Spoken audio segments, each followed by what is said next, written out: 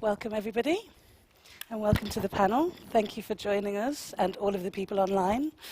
We're here to discuss the dance floor is a political space.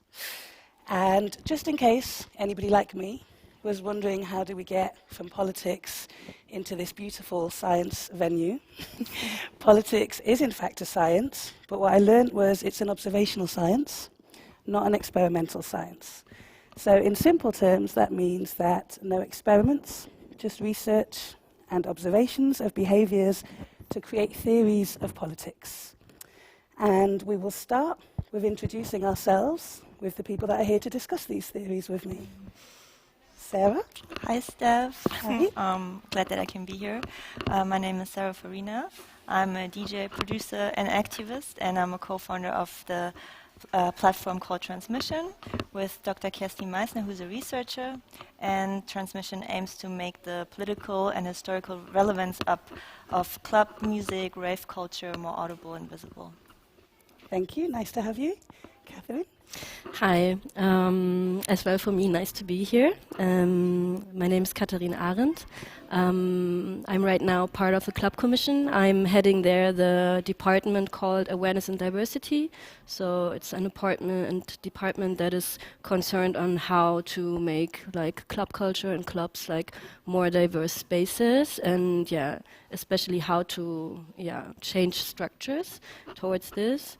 And my background is I used to work in different cultural spaces, industrial spaces that were like reused to club spaces, for example in the Alte Münze, and I used to organize several festivals before I started to work for the Clubcommission. Welcome. Sébastien? Hi, Steph. I'm very glad to be with all of you here. I'm Sébastien Tremblay. I'm a postdoctoral researcher at the FU Berlin in the Cluster of Excellence Contestation of the Liberal Script. I'm a trained historian. I work on collective memories in the transatlantic world, so like Germany, the US, and Canada, and I look at social movement, especially LGBTQI+ movement, and how our memory is also constitutive of like what we are today. And I'm very glad to be here today because before I moved to Germany and before I became an historian, I was also part of a collective in Montreal in Canada having a club. We were having a metal and punk club in the middle of the city. So, excellent, welcome. I'm Steph C. I run a company called Music Matter, and I am an artist, a label, and an event manager. I do a little bit of mentoring, I do a lot of business consultancy, and all pretty much mainly concentrated in the music world. And apparently today I host a panel.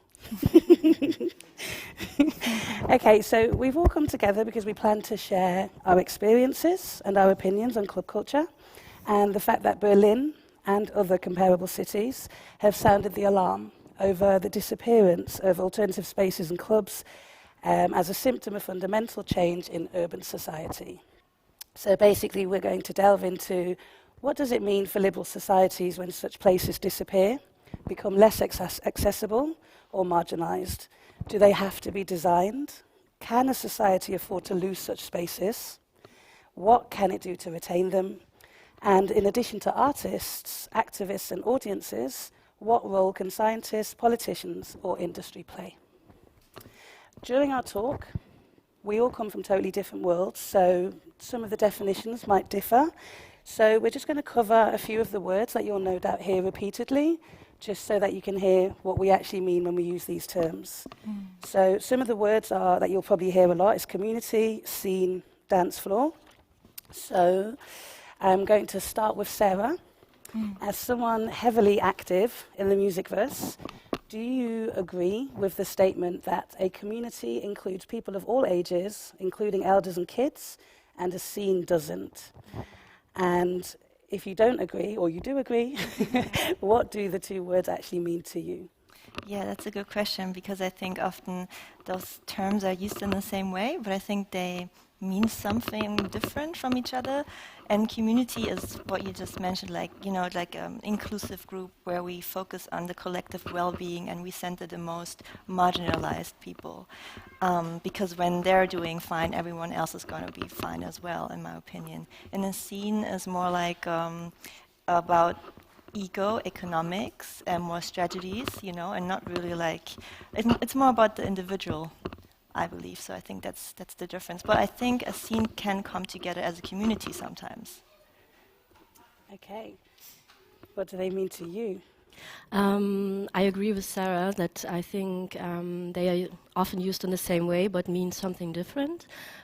For me, actually, I think that a scene is a bit more wider phenomena than a community, and a community can be part or is a part of a scene.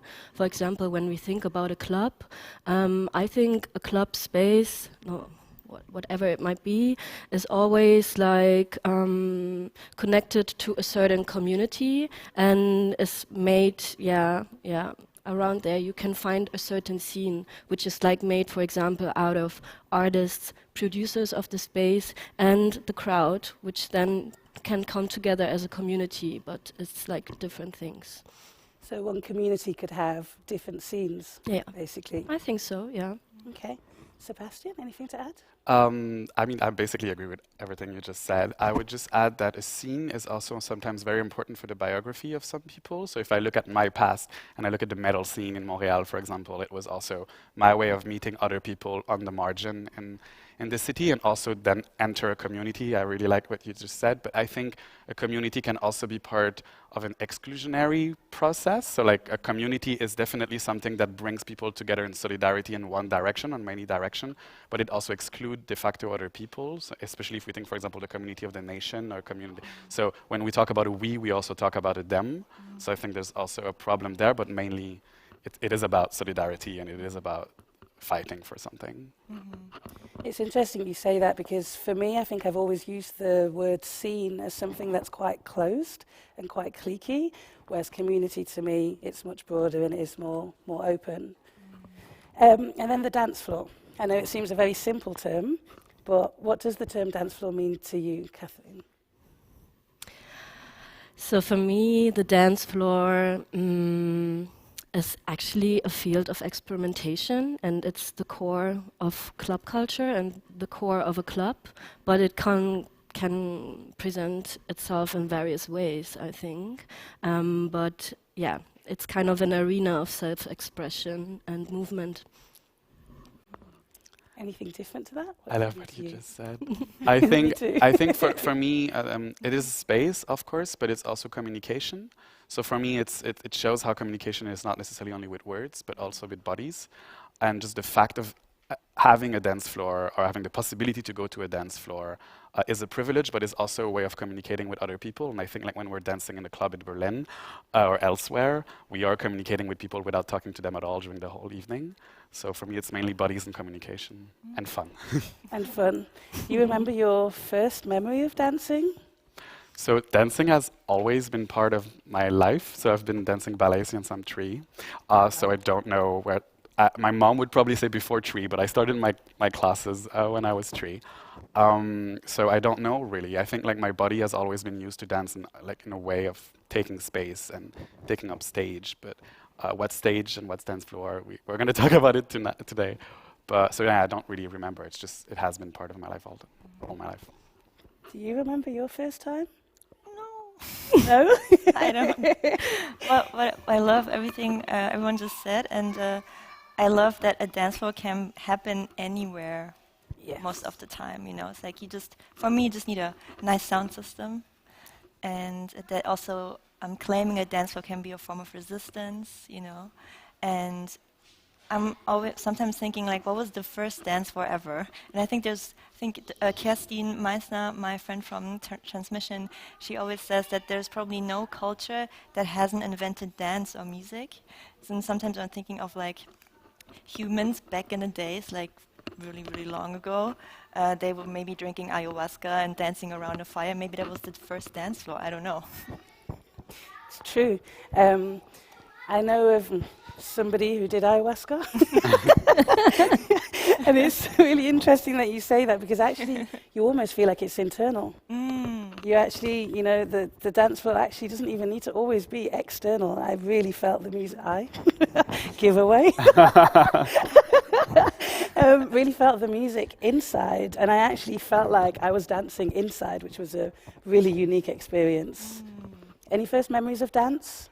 Yeah, so I just started to think about it now, and I try to remember, and I mean, it's really strong in my mind still. I think I was 14 or 15, and like I'm coming from a very small town in the Middle Eastern part of Germany, where like club culture was a very different thing. It happened in really like abandoned places, bunkers, and really under the surface. So I remember I was 14 or 15, and I sneaked in with friends in such like a bunker in a village away from my town, and I wasn't allowed to be there. I really sneaked in because I was like way too young, and then they had like house music playing and techno music playing. It was like the first like experience with that kind of music for myself, and I was like totally amazed how it went into my body and how I would like became one with the room and felt like high on sound and like the vibrations. So it was really strong, and yeah, I think it made me like passionate about club culture until today. Yeah. So again, something that connects us all. Obviously, everyone's very passionate about the music and dancing. And that actually brings me on to, through history, we've had so many instances of dancing and the spaces that allow community expression actually being banned. You know, capoeira, ring dances during the slavery times, the illegal raves of the 90s, and of course the Nazi era in this wonderful clubbing capital that is Berlin. And today, in the current COVID pandemic, of course, clubs and dancing was the first thing that stopped, and it's been the last thing that we have seen come back, despite an industry of 4.8 billion. Please don't quote me on that number. Sébastien, why do you think that we are constantly having to defend the relevance despite the cultural, financial, spiritual, and physical benefits that we all just discussed? Yeah, I'm very happy, Steph, that you were talking about so ring dance and capoeira. I think I just want to make first like a small comment about the country where I come from. So I think that when we talk about the liberal state, or we talk about the nation state, and we talk about freedom, it's always very important to talk about whose freedom. So I come from an ongoing colonial project. So Canada, since its start in 1870, when the Constitution was created, excluded First Nations, Métis, and Inuits from the borders of the liberal state. And so they also banned dancing, and they banned a whole bunch of stuff, but they also banned powwows dance and those kind of stuff. So even if the state, Canada, is always being presented as some kind of model for the liberal state, it is also ingrained with the freedom, but also the non-freedom of others. So I just want to point that out before I say anything. But I do think that we can learn from history. When we were discussing the panel before we met for today, we were talking about how sometimes we're stuck in the present. So there's a fight in Berlin right now, but this fight is also connected to fights in the past. And if we want to look at the future and want to create some kind of new utopias, we also need to look at the past. And I think we've seen that a lot in COVID time.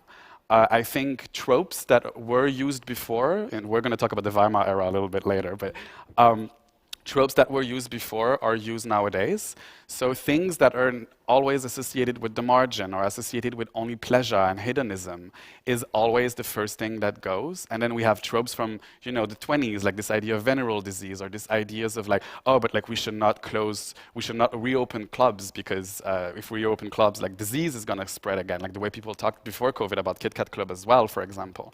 So it's also interesting that open office spaces have been reopened like much faster than brothels or that clubs. And so there's something here about who's in society is considered to be contributing, if we talk about capitalism, to the economy, but what is actually presented as an integrative part of society and what is just considered like pleasure and hedonism. So I think it's very important to look at the past in order to understand those kind of things. And what is illegal and what is accepted and what is not accepted is also something that is always connected with the past. So history, I'm preaching for my own profession, obviously, but I think history helps us understand those things. So do you think history is also responsible for why we're still fighting? Do you think we're just not learning from history? Because I hear you say history is important, but why does it keep repeating itself? If that was the message in 1920, and here we still are. I think we can see that in two directions. I don't think that history definitely repeats itself, and I sure hope it will not if we talk about the 1920s and 30s. But we can learn, there's a possibility to learn about some things connected to history. So I don't think the things are always going to be the same. I don't think, for example, there was the El Dorado in the Weimar era that was a little bit like the Berghain of the time. I don't think that the same thing would happen to the Berghain, for example. I don't think that we're living in the same space as Babylon Berlin, for example. But we can learn from the past, and we can learn from people who fought, not only from destruction, but we can also learn from people who banded together, created a community, and actually fought for something. And Berlin's very liberal, known for that. Can a society is a society less liberal, can't read my own notes, interesting. Is a society less liberal if it has less liberal spaces? That's a very important and interesting question. I guess it would depend on how we define liberal, which I don't think is something we're going to dive in today. But I do think that it is. If we look at the liberal individual freedoms, I think it's very interesting to see where we can have them and when we can create them. Sometimes they pop up in spaces that we don't necessarily await. If we look at the GDR, for example, which was not a liberal state, you had church basement, you had places where people actually regrouped in order to create spaces and create fight. If we look at the LGBTQI movement, for example, in the GDR. But ingrained in the liberal state, there's also the destruction of those liberal spaces. I mean, we see it in Berlin. Gentrification is part of capitalism, is actually one of the mechanisms of the liberal state. So if we see the Meuterei, or we see Köpi, and we see those spaces that are being taken away, it is part of the liberal state, I would say. Yeah. Anything you two would like to add, having heard that? I'm just overwhelmed by all the information. It's so interesting and so important, yeah. So I'll just think about your last question. If a liberal city becomes less liberal, if it's losing liberal spaces. On one hand, I think yes. But it's hard to say that. And on the other hand, I think there will always be liberal spaces somehow, because people find their way to connect and to be progressive. But I think it really matters how hard people have to fight in order to create these conditions, and how much energy is left to be really progressive and think forward and create new stuff. So I think taking away these spaces, it's really in some way, speeding down the development, because, I think you're really right there. It diverts the energy totally. Mm-hmm. You can survive, but actually you could be doing much more if you had that energy. Which actually brings me to what you were talking about, basements. You're saying people will find spaces. You said something on our chats before the panel about kinship, which was a new term to me, but relating to the connections and the relationships that are basically formed on the dance floor quite often. Do you think, Sarah, that kinship can survive? It's sort of the same question, but that it can survive and thrive without the clubs where people go to be themselves? I think we've seen this in the pandemic, that when club spaces are closed, that it's really hard for a lot of people, because especially marginalized people have their families there, kind of, and for me the dance floor is a way to practice hopefulness, that I'm at least for a few hours we can come together and we're treating each other in nice ways. And I'm so emotional today. I'm on my period. But I'm emotional because I don't understand how people are seeing so many bad things in club culture. I'm it's so important to just be. And with music, it allows me to just be and be my true, authentic self without being in fear of having to experience any form of discrimination. And I'm talking about a specific kind of dance floor and club setting where we have values, where we focus on the most marginalized, so everyone gets to have that very beautiful experience, and then and I think that's the most beautiful thing that can happen, that when people have that experience, the next day when they go back to their daily life, the things that I've learned on the dance floor, that they can take that with them and implement that into their daily lives. And it can make us a better people, I think. You know, and also just like this unity feeling that you can have at a dance floor. And also what you mentioned, that, you know, a lot of the genres that people love so much, like house and techno, that has been so whitewashed, these genres or movements were often a spiritual response to circumstances that were often so brutal. It's resistance music, and resistance is joy, right? But like, people are also tired, so there's a lot of work that we need to be doing. And I think if anything, if you lose the spaces, it does bring people together more in a way, but you're unable to do it on such a big scale, whereas the dance floor helps us bring people in that are not in our immediate vicinity. Talking about how you make those spaces, you said you're talking about a certain dance floor and where you've created a comfort for people and everything's done equally. So the design of spaces is really relevant, and we're very lucky to live in Berlin and experience the vibes in so many unusual spaces that you don't really get in the rest of cities. So Berlin is specifically, because you're working for the Clubcommission and lots of other projects, maybe you could just tell us a little bit about your work. Yeah, so maybe to start with what the Clubcommission is doing, it's kind of an association that's working for the interests of club culture and the actors of club culture and Berlin clubs.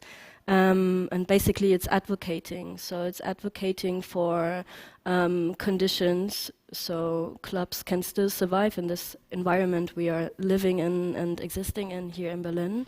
With all of these circumstances we already talked about. And I mean, especially the pandemic, I think, really brought to the surface how important it is to have kind of an advocacy for that kind of scene, because it's coming from the underground and it's somehow still in the underground, even though it's commercialized and so on. But there are legal parts, illegal parts, and it's a very self-organized culture, and it's really under the radar of the general public, I would say. And we could see this in the pandemic, that it just, disappeared, and it was really important that so many people did amazing projects to kind of keep club culture visible, keep these spaces visible, and keep all of the people and actors and producers in that scene visible. And it's really different compared to other spheres of culture, like institutionalized culture, where, we are here at the Naturkundemuseum. It's heavily governmentally funded, and that's amazing, but that's really a huge difference when it comes to preserving that here and having a safe future. So so basically the Clubcommission and I'm working for kind of keeping that culture visible and make it able to survive. Well, thank you for your work. Out of interest, how big is the Clubcommission and how long has it been established? So we celebrate at the end of this year, on December 2nd, the 20th anniversary of the Clubcommission. Wow. Which is crazy somehow. Yep. So the idea started in the end of the 90s and became an association in the beginning of the 2000s. And it's now I guess the biggest organization of that kind worldwide. We have over 300 members. Wow. Constituted out of clubs and collectives and different people. And we are working in we have an office team where we are basically 20 people, and we have the same kind of amount of an extended board and a board. So we are all working together on things. Yeah. Nice. And I read that you were really heavily involved in the Alte Münze being repurposed for cultural events. Maybe you could just touch on that a little bit more, and also just cover the benefits and challenges, basically, of designing a space that is not meant for entertainment and for clubbing. Of course. So I think my work at the Alte Münze, so maybe to explain that, it used to be an abandoned old coin mint. They used to produce like 3 different Währungen. Currencies, exactly. Currencies. Thank you. And then they stopped working there in 2006, and then it got abandoned. No one took care of it. It's like a huge space, overground and underground, in the midst of the city. And then me working in a collective, we came from like working for festivals together, came into that space and saw like a lot of opportunities, but there was actually no infrastructure or anything. It was just an empty abandoned space with a lot of potential. And then we kind of, like grassroots worked throughout the different rooms and just created stuff in order to be visible and then to convince like the state that we can stay there. And this was like kind of a puzzle from one room to another. And we tried to make work like different disciplines of culture, so like studios, concerts, but as well like club events and trying to create a club, which then led me to my work at the Clubcommission, because I really realized we need advocacy and we really need people to fight for this culture to stay in the center of the city. It's a very nice story. How long did it take? It's still going on. I mean, it's now one of the, so maybe that's the interesting thing. So no one would like talk about that space that much in 2014 when we got there. And then when people start to do work in a space, and then more people are coming, and then it's coming to the surface, and then suddenly a lot of actors and, you know, like stakeholders are interested in spaces, because actually it's an amazing and one of the last real huge buildings that have potential in the city.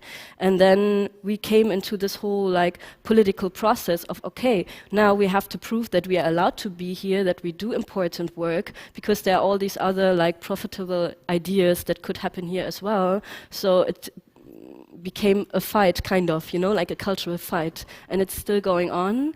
And luckily there have been like public participation process in order to bring more cultural actors there and like really look what's there, what can stay, and what can come. And so this process is ongoing and really not at the end. Would you say one of the biggest challenges was what you just mentioned, basically capitalism and the money that could come in instead? It is, yeah. Yeah. And I think it's really depending on what kind of government we have and who is taking care of that issues. Any of you want to dip in on that? Yeah, capitalism. I'm not sure we have time to talk about. No, but yeah, always money. Well, it's actually really relevant to you, because when I investigate what you're up to, I was reading the bios on the 2 platforms on Transmission. Transmission says that the mission is to make the political relevance and history of international sound, club and rave culture audible and visible. And then Emergent Base, which I believe is your latest project from this year. Thank you for you posted to say thank you for sharing your extremely valuable thoughts with us and fighting to make club culture more enjoyable and safer, reminding us that coalitions in the German club music scene beyond Berlin between BIPOC and queer club music artists, DJs, collectives, etc., are so necessary, and in order to let culture, community and people thrive in sustainable ways. And I think that's what you were talking about earlier when we were talking about spaces and survival. Were your platforms and your work of designing these spaces, is it because you felt it was missing? Yeah, I think that it always comes out of that urgency, right? And just like, wow, it's no one is doing it, so I have to do it, basically. But of course, there are people before us. There are people fighting for those spaces and so on. And we just want to continue that at the end of the day. But fights, they change from time to time. And the situations change and governments change. So yeah, with Emergent Base, for example, I was invited by Camille and Caro, 2 music lovers. They had this idea of creating a new interdisciplinary event series called Emergent Base at Menschmeyer, which is a very political club here in Berlin, to center the Afro-diasporic music culture and queer culture as well, like a space by us, for us, basically. Because of course the next step would be to have a club for our own, just us, so we don't have to, collaborate. I mean, it sounds bad, but you know what I mean. When you say us, you mean your collective, yeah. putting these things together. Yeah, just like imagine like this utopia club where it's run by BIPOC people and queer people, and that doesn't exist enough, in my opinion. Because often if you work in white-led or male heteronormative institutions, you'll hit a glass ceiling at one point. And it's just very, it makes you tired, you know. And it's interesting because since last year Black Lives Matter, people are like kind of trying to do the work now, I think, but there's a lot of performance as well. And, you know, I get that in some contexts because it's like you're trying to learn something new and then you perform maybe for a while until you really get it. But I'm now like those... Fake it till you make it. Yeah, fake it till you make it. But these fights have been going on for a long time, and people really need to get their shit together to do better, you know? And it's kind of crazy to think about that George Floyd had to be murdered until we have a discussion about racism in Germany. And it's still in baby shoes, this whole discussion. It also links to the whole history of Nazi Germany and people really not coping with the responsibility and all the things that have happened, because there was an opportunity to deal with those things. But there are wonderful people in the city who are doing amazing work, for sure. And I think Emergent Base can be a space where we practice the things that we wish for already today, right now, in a way. Nice. And when you're creating these events and these spaces, basically designing them to fit your needs, what's at the forefront of your mind? It's like you also said, like, you know, we're trying to educate ourselves with history to understand the now better in order to have a more inclusive and safer future. I think that's key. And it's also not like that our group knows everything. We're also learning along the way. It's a kind of like we're inviting people into the process to learn together and not like being preachy about anything. And, you know, I spent some time in Detroit with Underground Resistance, who's like, Underground Resistance is a black collective, techno collective that is very political, and they really activated my political values even more than before. So that also really shaped me, and I feel like I have this responsibility also to work in intergenerational ways to honor the people who have been fighting for us, so we are there where we are right now, so we can continue the fight. And you know, it's like about that we wanted to have an inclusive, diverse dance floor, but that also should reflect in the lineup and in the structure itself, because we don't talk about the structures enough. It's kind of easy to curate a diverse lineup. It's very easy. But what about the structures, you know? Because we don't want to reproduce the harmful systems. So when you say structures, what exactly do you mean? Like hierarchies, for example, or just like how we show up for each other or not show up for each other, how we talk to each other. It's like sometimes just microaggressions, and we all have to learn a lot of things. But it's especially marginalized people who really are being oppressed in systemic ways, and it's weird because people love to go out to dance to our music, to our culture, but they don't do the work and don't understand where it comes from or don't honor it enough. They just want to have the good bits, basically. You know, just like there's this quote, like, people love black culture but not black people. You know, it's really sad. But I think it's also fun to learn about those things. You know, it makes you a better raver to know where the music comes from and the people behind the music and what kind of spirituality is behind it, you know, and how it like, and then we are back at the to the body topic, like how you can get to know your body in different ways on a dance floor and with movements and so on. And especially if you're comfortable, right? If you're in a safe space, the way you dance is completely different to how you dance when you feel on edge or you're slightly uncomfortable. Exactly. And I think one of the important things is if you work in the music industry or in the club scene is to hold yourself accountable as well.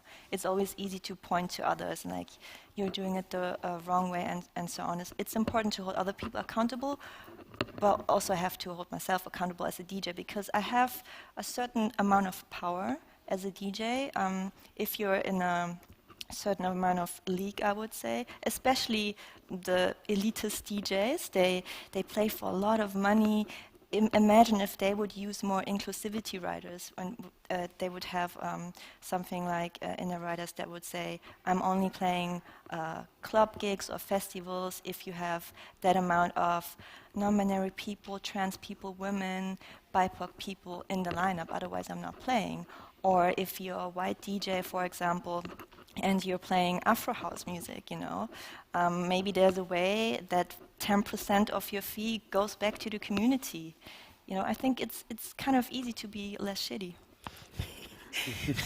It is.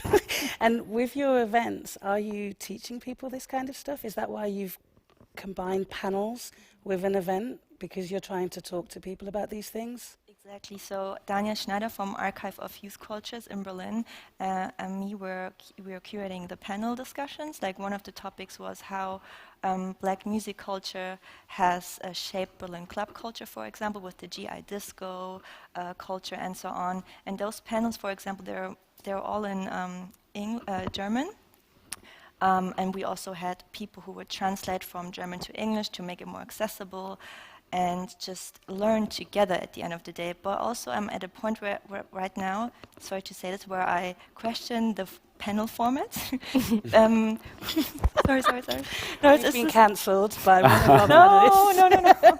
It's just we need more something that is interactive, you know, where we really, because sometimes people just listen and they go home and then nothing happens. But I want to find more ways where we can actually do something and have like tools, you know. So we're thinking of ways at Emergent Base to create different forms of coming together with the community. And yeah, talking is important. I love this. Yeah. Very thankful to be here. But more action. Yeah, more action. Mm-hmm. Yeah. I actually have a friend who recently did a panel for October. And basically, she decided to do a quiz instead of a panel. Because she said in the panels we're just talking at people and we're just preaching. And the quiz was a fun quiz, but it was so people had takeaway facts and could actually educate themselves. So I think that can be quite interesting. But even though you're bored by not bored, or questioning the panel, I really like the idea of going to events where I get a little bit more engagement with the artists and the people that have put the dance on. And you can have a chance for feedback, right? It's a back and forth conversation. Yeah. And these multi-purpose spaces, I actually wanted to ask you about this, Sébastien. I read about a place called Mocha FD, way before my time. Yours too, I'm assuming. But it was a really extravagant, I don't know how many of you have ever heard of it, but it was a really extravagant, multifunctional space. Not with panels and dances, but apparently it had barbershops, a bäckerei, and even a room filled with typists for businessmen and journalists if they needed to pause and work, because often it was 2 to 3 day parties. And I'm just curious whether there's anything to learn from these spaces, or whether it's something that should be left in the past, combining activities. I think this is already happening in Berlin. Actually, that was one of the first things that struck me when I arrived in Berlin, that there was food in clubs and that there was, you know, a possibility to stay, like the party being a conversation and being a dialogue during a whole weekend in order to stay there, sometimes with the help of something more than food, but like you have food in order to sustain yourself. I think that, so this is an example from the 20s, right, from the 30s, but I really like what you said before about, and you also mentioned it when you were talking about the bunker spaces. There's places that were taken away during this pandemic that were really important for people. So when we talk about feminist theory, queer theory, and those kind of stuff, we always talk about the private being politics. But sometimes we also forget that the private, the home, for some people is also a place of violence, and it's not necessarily the place where they can, fulfill who they are or actually like be who they are. And then places outside of the home become the private space where those people thrive, right? So we have like chosen family. You were mentioning chosen family, and I think like clubs is that for a lot of people. And so staying a whole weekend in a club with food, with dance, with multiple aspects is not necessarily just party and just pleasure, but it's also family, and it's also, I don't want to use religious term, but also a communion kind of with like different kind of people. And it depends also how we see the dance floor. But for me, the dance floor is not only dancing, it's also, when we talk about pleasure and desire, it's also sex. And I think when we talk about those things, sometimes we don't talk about sex, but a lot of the clubs in Berlin with dark rooms or with, improvised dark rooms are also spaces where people have orgies, have sex, are touching each other. And this is also part of, people creating who they are and being part of who they are. So there's already multiple aspects of the dance floor. You can dance, but you can also, you can have sex, and you can kiss, and you can flirt. And for some people, it's the only way that they can do this, especially if they just moved to Berlin, for example. But we also have other spaces where people are mixing all those stuff together. If we think about the Schwutz, for example, which is, I think, a very good example. People were so happy that it reopened last weekend. But the Schwutz, I mean, some people don't know this, but it started in the 70s, and it actually comes from gay liberation and the Schwulenbewegung in Germany. So it started as a small space from the Homosexuelle Action West-Berlin, which I think there's going to be a jubileum party in Schwutz in a couple of weeks to celebrate the 50 years. Of the HAW, but this was a communal space from the beginning, and then it moved to Kreuzberg, and now it moves to Neukölln. But it is already a space where people were talking, and Schwutz is doing so much political events. For example, Menschmeier is doing a lot of political informative events where you can learn about Antifa politics, for example, or you can learn about various aspects of things that are usually in academia, who are like share among people who are actually living those things, so like not talking about, but talking with. And then afterward, you stay in the club, and then you just dance the night away. So this is already happening. And last point, I mean, there's a lot of like left-wing spaces in Berlin who also offer food in different kind of ways, right? If we think about Popular Kitchen, all the house projects in Berlin, who some of them were legalized, some of them are still not legalized, who are actually opening their doors sometimes more than once a week to offer food for people for like 2 or 3 euros, like so-called like Küche für alle. And I mean, this is like in a society that is so divided by class, like Germany. It is very interesting to see like different kind of people kind of like meeting around food. I mean, maybe it's utopic and it doesn't work like this all the time. There's also processes of exclusion. But people are meeting to talk about food, to eat food, and then staying for an informative event, and then why not for a dance party afterward. So I think this is still happening. It is very Berlin, I think. Very Berlin. I've never seen a barber, but I've definitely seen a few things come together. That's very specific to Berlin, but Sarah, you visited lots of cities and countries to share music, you teach workshops, and to collaborate with other artists and dance in their clubs. Have you experienced somewhere with an absence of the spaces that we've been talking about, so cities that just don't have it, and what's the impact on the people there in the society? Actually, I have to think of my own hometown. I'm from South Germany. I come from a small town there, which is like 2 hours from Munich. And so I grew up there. It's Bavaria, very conservative. I went to a Catholic girls' school. It was a very intense experience. And I think they still have just one club. And it's like a very mainstream club for teenagers. Like sometimes you're allowed to get in when you're 16, like, I don't know, Abi party. I don't know how to say this in English.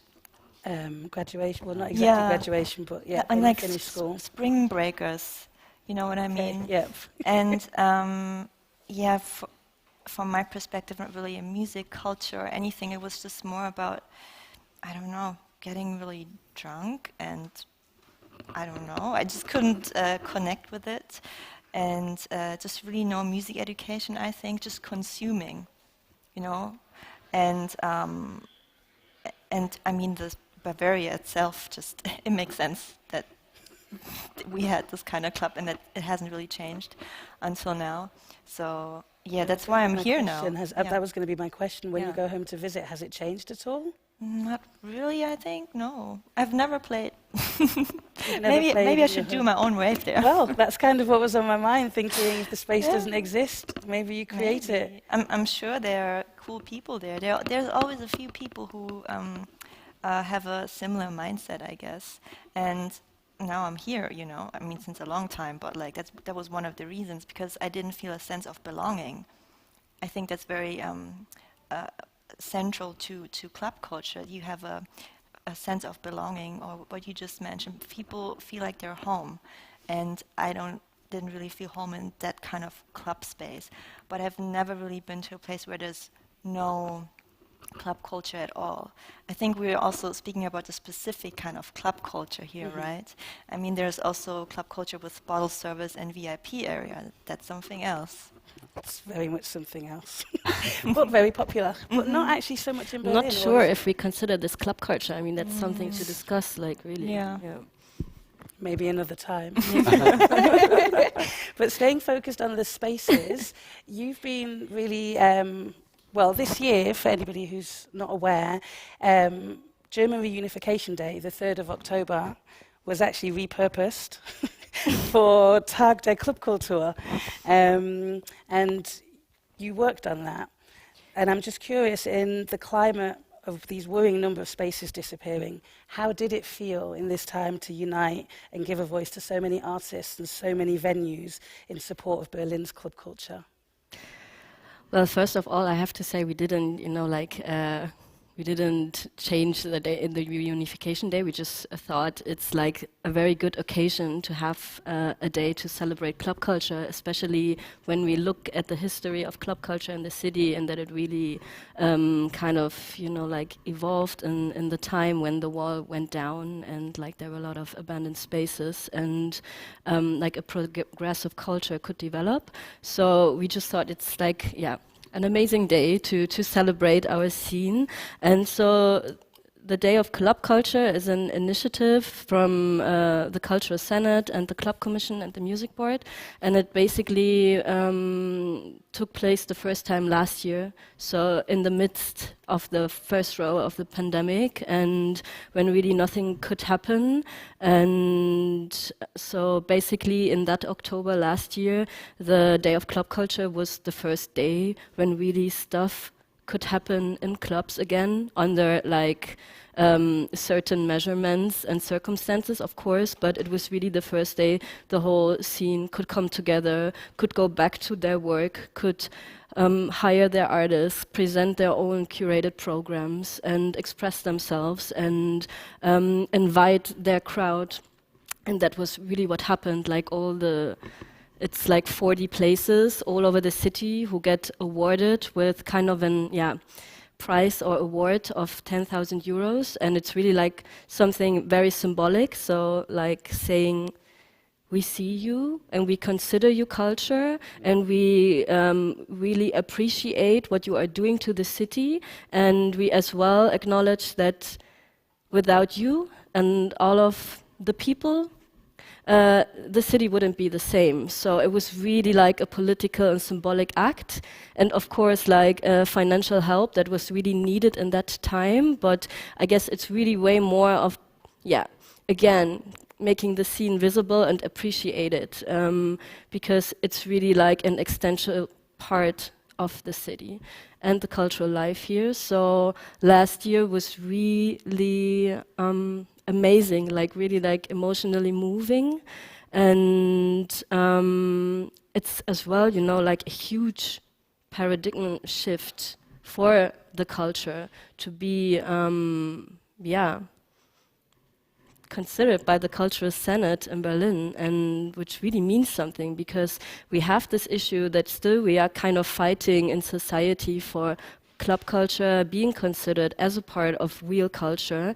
And of course we all here are sure about that, and now like thank God, like politicians as well, but still in the common sense of society we always have to prove that we are worth it and that we are really doing cultural work. So this was like a big step.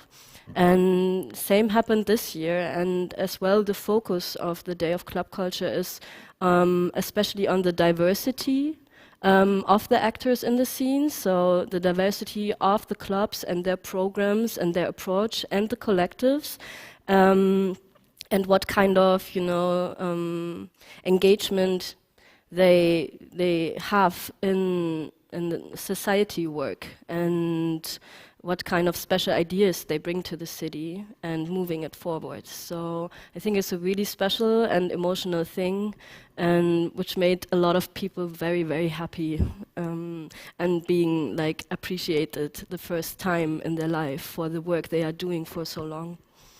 Did you feel that there was a difference because of the pandemic and everything that happened? Was there any more energy, like more momentum, because people had realized what it felt like to lose it and then come back? So it's really different how it happened last year and how it happened this year. And I remember I had a conversation with Sarah about it as well, because last year, as I said, it was really the first huge event when things in our club spaces could happen all over the city. So everybody was really excited, like the crowd and the people doing it, and they would like really just overwhelm all the places because they didn't dance for so long and they didn't came together with their community especially, and you could really feel that, like people were crying.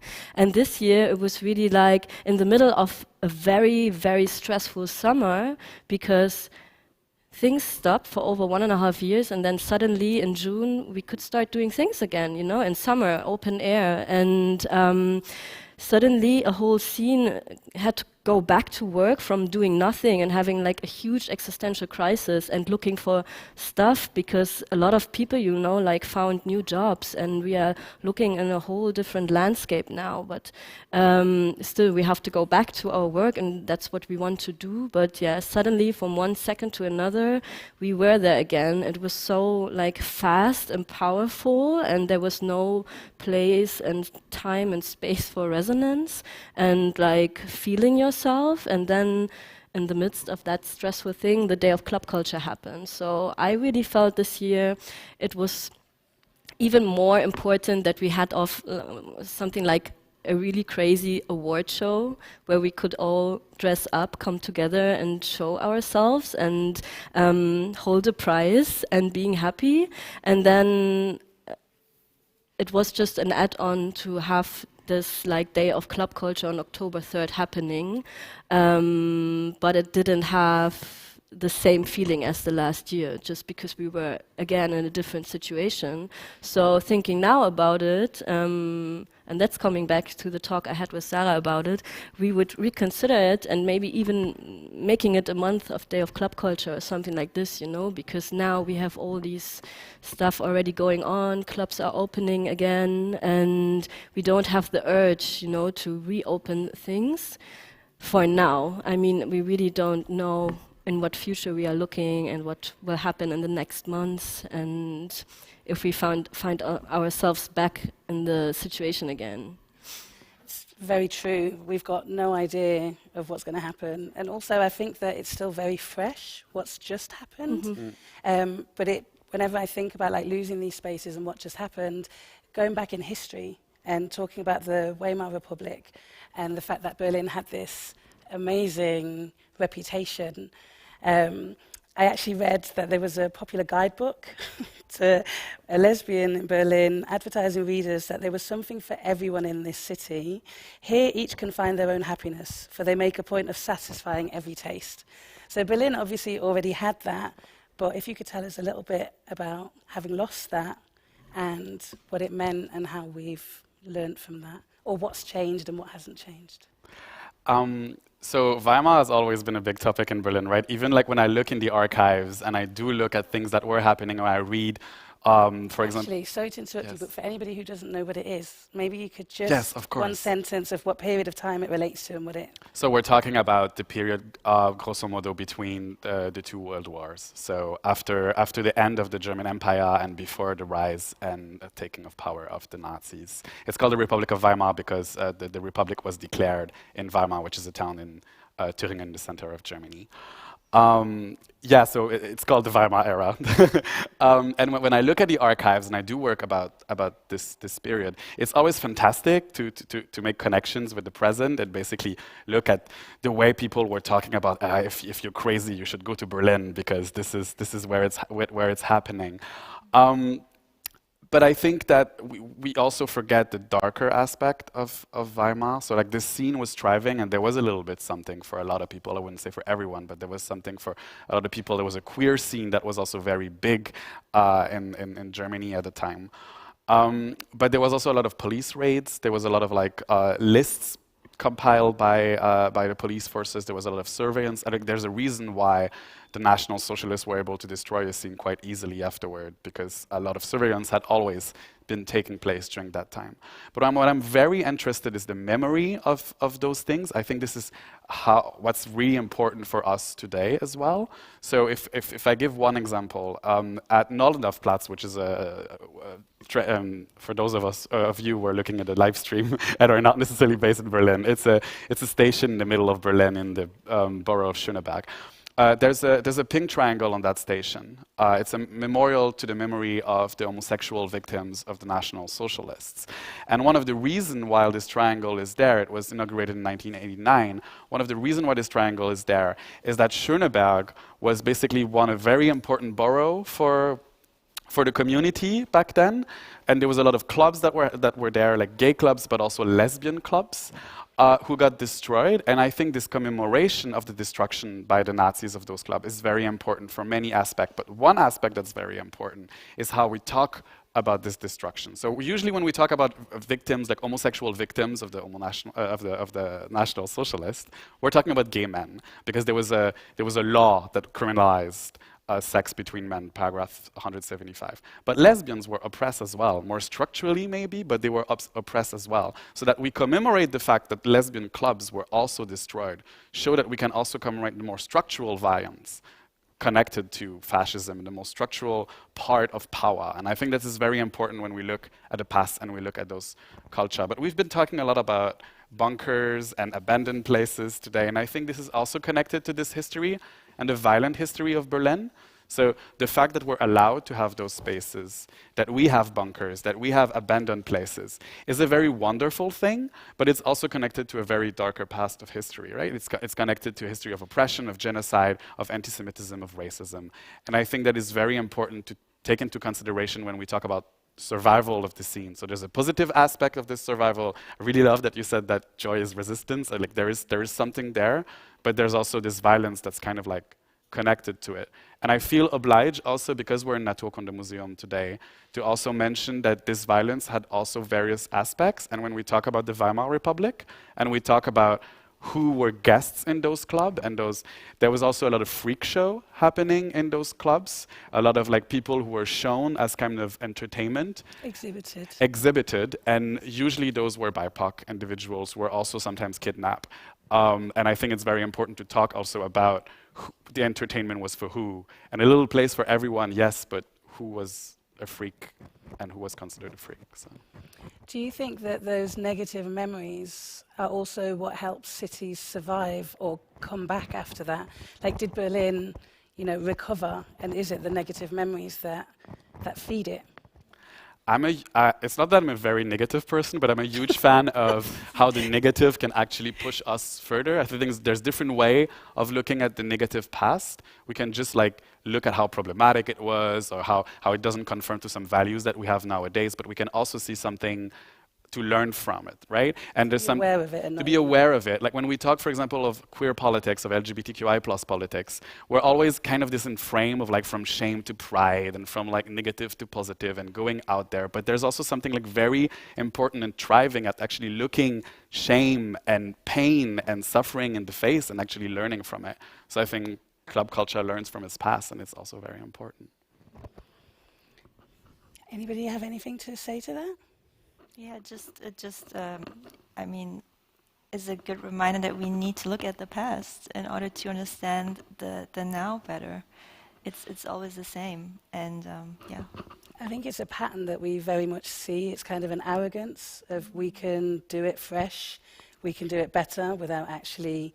You can do it better, you can improve, but how do you know what you're improving on without going back and looking at what went wrong? Yeah, but I think it has as well something to do with like the psychological immune system of people, you know, like to like really suppress and look away from stuff that is somehow as well painful and look somewhere different. It's not very productive, but I think that happens as well. Like people tend to forget what is painful.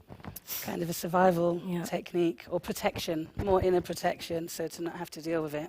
And as well in the here and now, not just in the back and then, I think in the here and now we as well have to always think about both sides. Like now we are like celebrating club culture here, and it's something very beautiful that connects us all, but it has as well like the darker side, which, because it is ingrained and embedded in an all over power dynamic of society, in capitalism, in social inequality, and these are as well all the challenges we have to face as well in our spaces, the beautiful they are.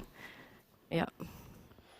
Talking about that, Sarah, in terms of the spaces that we actually have already, with gentrification making us lose lots of them, is there a chance to utilize the spaces that we have in the absence of opening new ones? How do we make them safe spaces? If you, I mean, you already do it with your events, but when you were talking about the structure and the setup, how do you make it what you class as a safe space? Yeah, I would even say use the term safer spaces, because a safe space it's not possible, right? I wish, but nothing will ever be perfect, you know. And I think a lot of the things have to do with ourselves. I think it's looking inward, even on a spiritual level, almost. Like, I think anti-racism work or anti-ableism work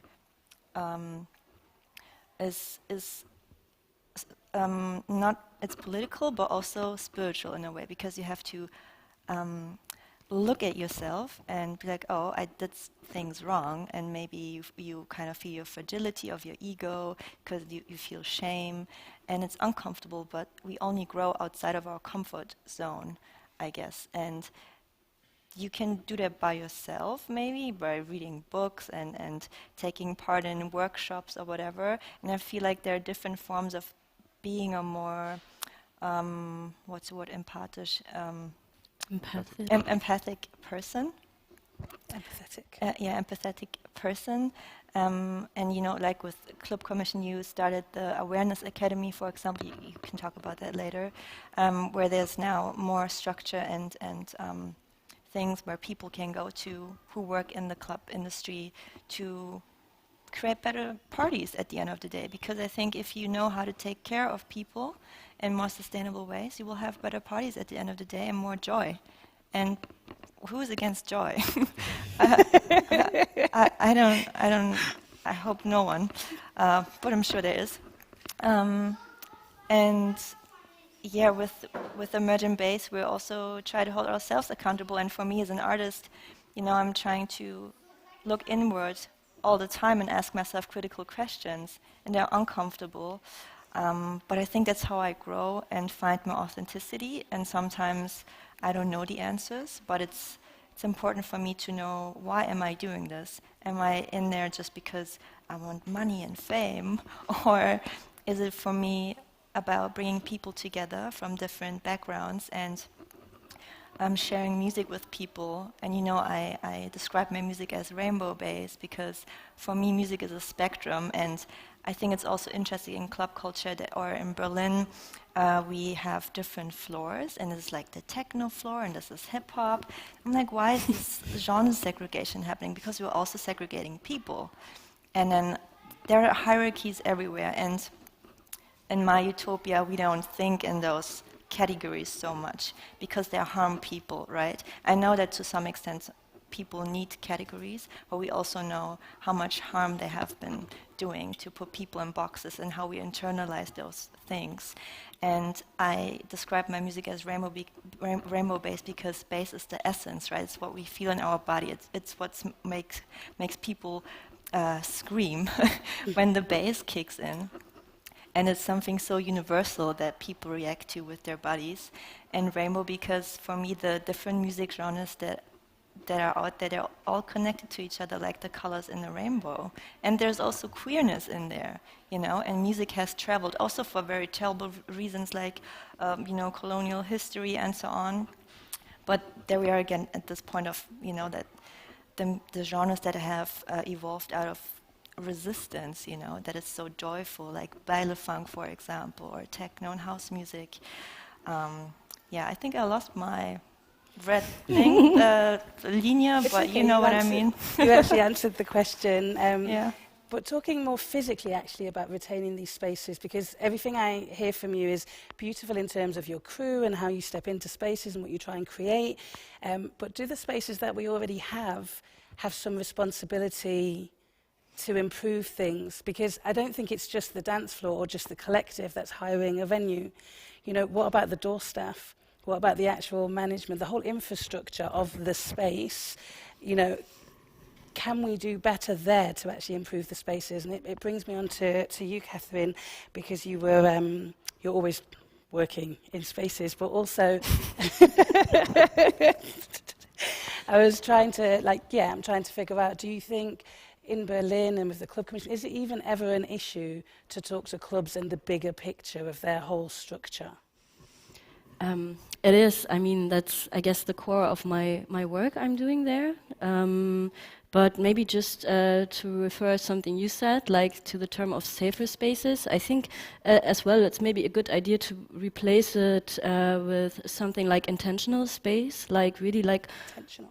What's our intention when we create this space, because it makes clear that there's a certain responsibility as like someone who runs a club, a collective, who creates parties, or whoever has any, you know, like task in that. We have a responsibility on how we create the space, what we decide for, who we invite, and which kind of, you know, like code of conduct we apply, how we take care of each other, and what are our consequences if something is going wrong. And I think that's really missing, that a lot of clubs and I don't know, promoters, collectives, they don't really have this kind of, you know, like idea on, what is actually, how do we consider when something is going wrong as something wrong, and what do we then in the aftermath, how do we treat it, what is our ethic behind it? So, and I think it is changing really as well. There's a lot of work to do. I totally agree. Like, it's really endless right now, but still things are moving. And as well, because of the overaching society that is changing, you know, like people are more aware. Suppressed voices raise their voices. They point out problematic situations, and we see this a lot in club culture. And we as Clubcommission, with the Awareness Academy, the project I'm taking care of, we really try to create conditions and structures in order to give them, like, club owners, club staff, door staff, possibility to educate themselves, to learn in these fields, and as well to have a dialogue and exchange between them, because they can learn a lot from each other, but it's as well segregated there, you know, like every club is doing their own stuff, but they don't talk to each other, because this is like this very neoliberal, you know, mindset, like this is our thing, we are fighting for our position, but actually they could really change something if they would work more together and exchange more. And we see this in all, like, the offerings we are doing. Like, we do a lot of workshops that are always, you know, like, oriented on what clubs are asking for, or what is right now the issue in the scene, what are we talking for. So we had a lot of workshops and trainings on racism in club culture, and how can we change our communication, how can we take care of each other, how can we be more responsible. Sexism, sexualized violence is a huge topic, and as well, like classism, ageism, all these things going on. So there's a lot for all of us to learn, and all we can do is like really just offer options. And I think a huge problem we see is that there is a lack of resources. Like working in club culture is precarious itself. It's like not paid well. The working conditions are problematic, and as well, you know, like the mental, physical, and financial capacity to train your staff to make this possible is really challenging. So we try really to have like a program that is for free, so whoever wants to attend, who is an actor in the scene, can attend, and that's what we are doing ongoing. And who does attend?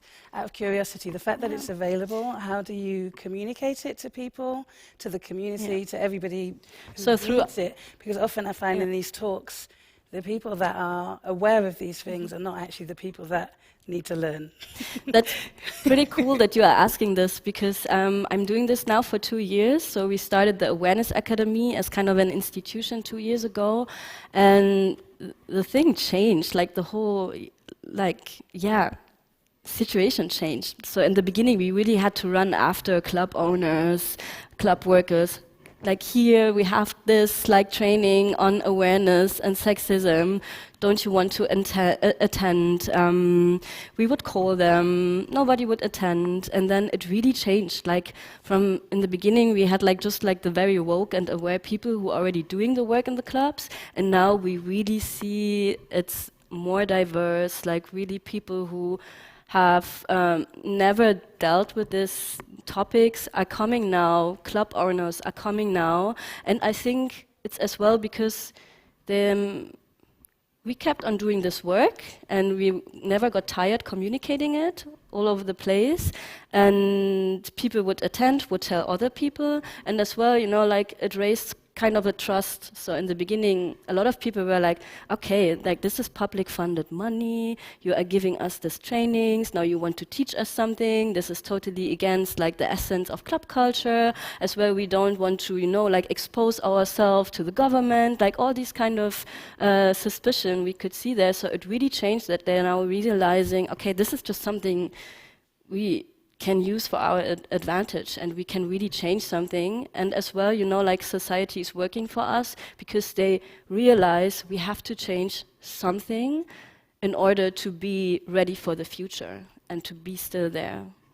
That's so really certain factors coming together. It's really comforting to actually know that that's happening. I don't know if it's happening in many other cities, but it's really impressive that you guys are doing that. And it kind of brings me to the point of the fact that it's always the same people, you know, it's artists, activists and audiences with these academies and going to them. But we should talk about what role can scientists, politicians and the industry play as a whole. And what you already touched on is it's great that this academy is happening, but I'm also curious before we move on to that point, how many people have attended the academy? Oh, that's a good question. So we have like workshops going on every month, and each workshop has like between 20 and 30 people. So over a time frame of 2 years, it's a lot. And sometimes we have even more in 1 month. So this month, for example, is very busy. We have like 4 trainings on different fields, like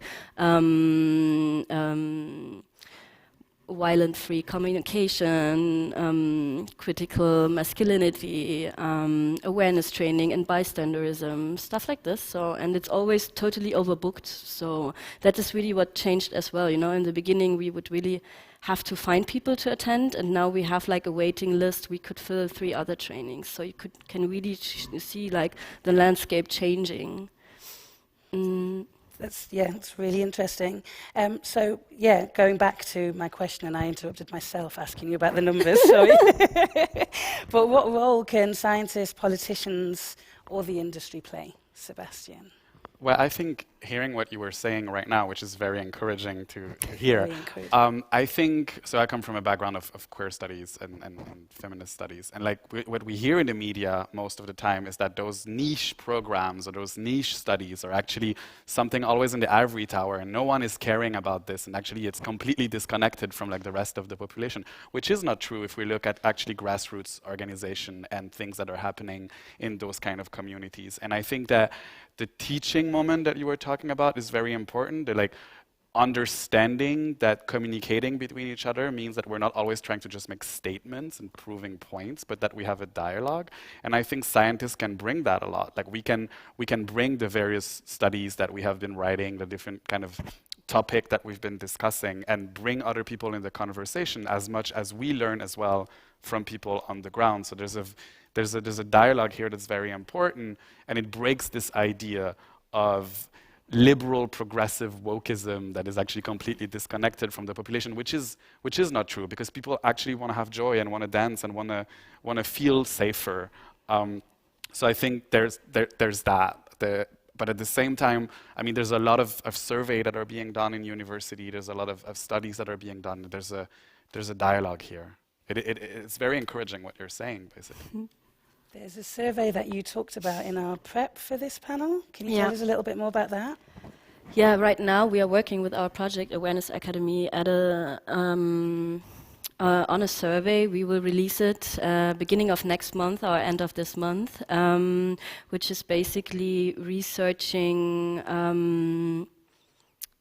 incidents of discrimination and the systematic and quantity of it in Berlin club culture, and as well how it's connected to individual satisfaction, and as well what is like the social significance for individuals of club culture.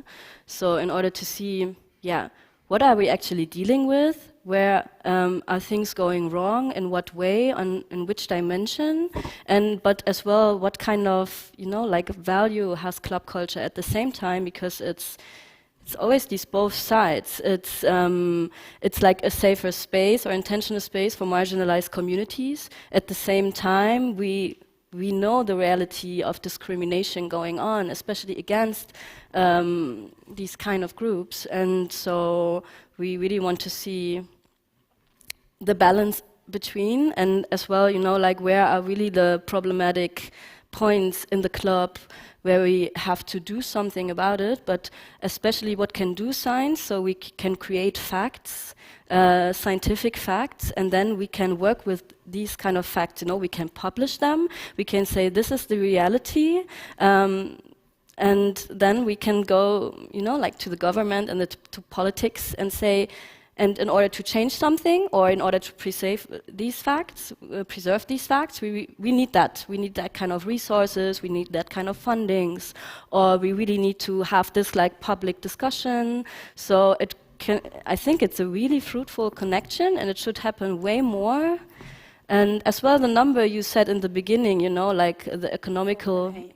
It comes from our club culture study we released in the end of 2018. I was quoting you. So do Not me, but like a very ambitious team in the Clubcommission did that research, and I mean, it was, I think, groundbreaking in that term that we then had like this economical facts. Besides, we were like researching on social dimensions, cultural dimensions, and stuff like this. But the economical factor we had then, as a fact, was really important in order to be able to address a lot of people in powerful positions to say, okay, like this industry is an industry, it matters, it's a huge number, and at the same time it's a culture and it belongs to each other, but we really matter, so to not lose it, we have to do something all together. And so, yeah. So these surveys, if I may add to this, I think that like when we talk about science and we talk about surveys, we often think about quantitative research, but I think qualitative research is also important. So you're mentioning this amount of money, what was it, 4.8 billion. So there's the economic aspect, and this is very important. Those facts are very important, but you were also mentioning a lot of like the spiritual aspect of the dance floor. And I think if we look at qualitative research and we show how emotions and feelings of belonging are important in the club culture, then there's other way the politics can also look at the importance of club culture, and not only just hard facts, which are important, but also like other kind of facts that are based on other kind of research, which are as scientific as the other. 100%, yeah. But how do we take this research and these findings and turn them into change? In Berlin specifically, do you have open ears in the government? I know the fact that it's all linked, but with the change of government too, I'm just curious how the process is? I really think that changed a lot, like how the Clubcommission has an ear from the government, especially through the pandemic. We really became like a voice for a very diverse and decentralized scene. And it's very complicated, like to communicate needs of that kind of group that is made of so many places. To one direction. So that's where the Clubcommission comes in and is kind of making translation work for the needs towards the government, and that it really brought a change. I mean, we see all the help clubs got, even though it's still, like existential crisis, but there have been a lot of security and support mechanisms, but this is just because there were people talking and doing the work day to day, and convincing and saying, okay, this is the situation, this matters, we need this. And I think this study I was mentioning before, the Clubculture study, with all these hard facts, it really reached the ears of the government and changed something. I mean, it was all over the press, this number, because it was so impressive. And it's just a number, but it was really powerful, I think, yeah.